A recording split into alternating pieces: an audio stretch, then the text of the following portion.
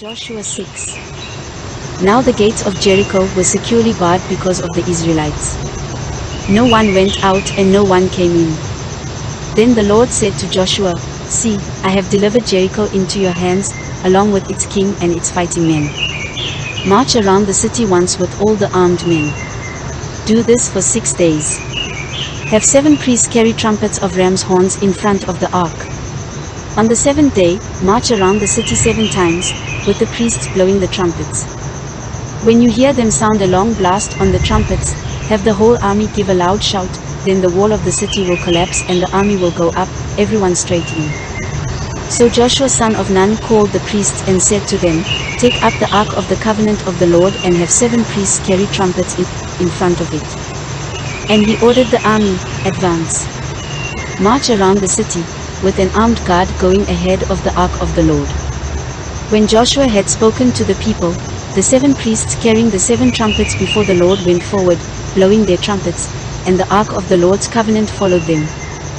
The armed guard marched ahead of the priests who blew the trumpets, and the rear guard followed the ark. All this time the trumpets were sounding. But Joshua had commanded the army, "Do not give a war cry, do not raise your voices, do not say a word until the day I tell you to shout. Then shout." So he had the ark of the Lord carried around the city, circling it once. Then the army returned to camp and spent the night there. Joshua got up early the next morning and the priests took up the ark of the Lord. The 7 priests carrying the 7 trumpets went forward, marching before the ark of the Lord and blowing the trumpets. The armed men went ahead of them and the rear guard followed the ark of the Lord, while the trumpets kept sounding. So on the 2nd day they marched around the city once and returned to the camp. They did this for 6 days. On the 7th day, they got up at daybreak and marched around the city 7 times in the same manner, except that on that day they circled the city 7 times. The 7th time around, when the priest sounded the trumpet blast, Joshua commanded the army, "Shout! For the Lord has given you the city. The city and all that is in it are to be devoted to the Lord. Only Rahab the prostitute and all who are with her in her house shall be spared, because she hid the spies we sent.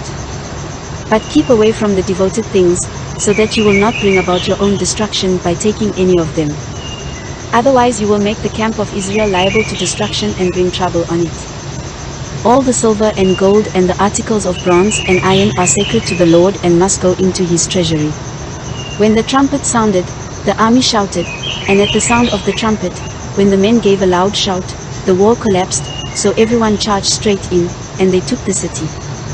They devoted the city to the Lord and destroyed with the sword every living thing in it, men and women, young and old, cattle, sheep and donkeys. Joshua said to the 2 men who had spied out the land, "Go into the prostitute's house and bring her out and all who belong to her, in accordance with your oath to her." So the young men who had done the spying went in and brought out Rahab, her father and mother, her brothers and sisters and all who belonged to her. They brought out her entire family and put them in a place outside the camp of Israel. Then they burned the whole city and everything in it, but they put the silver and gold and the articles of bronze and iron into the treasury of the Lord's house. But Joshua spared Rahab the prostitute, with her family and all who belonged to her, because she hid the men Joshua had sent as spies to Jericho, and she lives among the Israelites to this day. At that time Joshua pronounced the solemn oath, "Cursed before the Lord is the one who undertakes to rebuild the city, Jericho, at the cost of his firstborn son. He will lay its foundations. At the cost of his youngest, he will set up its gates." So the Lord was with Joshua, and his fame spread throughout the land.